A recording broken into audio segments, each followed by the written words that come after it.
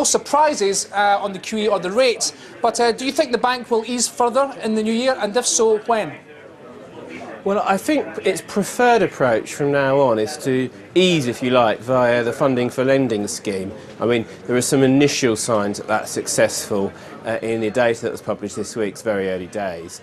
I don't think they'll do more QE because I think that the inflation outlook is proving a little bit stickier than they were expecting, and that will keep them on hold with regards to that.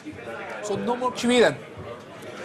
Yeah, no more QE, that's our central call. I mean, there's obviously clearly a chance. We've seen some fairly dovish talk from MPC members of late. They might come back to it. I don't think they'll do so before May or so next year, though. We're going to get a weak GDP print. That's baked in the cake for Q4, just because of the correction from some of the Olympic boost in Q3.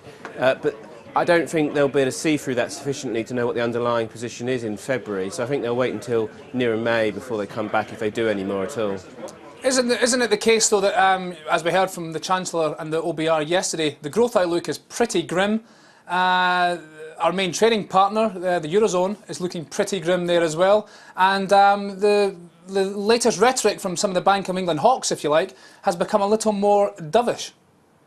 I think that is right, yes. I've been surprised of late by some of the MPC members such as Broadbent and Fisher making fairly dovish sounds. I think, though, the major problem in the UK is bank lending, and the most effective way of addressing that is through schemes, credit easing schemes really, such as the FLS. So I think that should be, and probably will be, the route they take. What about the UK's AAA rating? I mean, there's a lot of speculation in the press that it may be stripped by one or more of the major ratings agencies in the next few months. Do you think that will happen? And even if it does it matter? Well, I think it's looking increasingly likely that one of the two that's currently got us on negative outlook will go for the downgrade.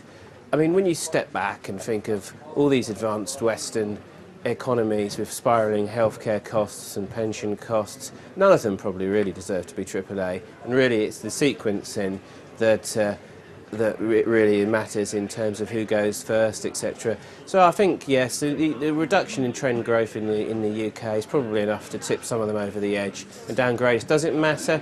Well, maybe at the margin, but you do have to remember that the UK has a pretty solid characteristics in terms of its bond market. Very long maturity of debt, very large proportion of it held domestically. So I don't see a big spike up in yields if we're downgraded by a notch or so. I mean, the Japanese example is an obvious one where they were downgraded. Look at the bond yields today. So I don't think it's a major concern.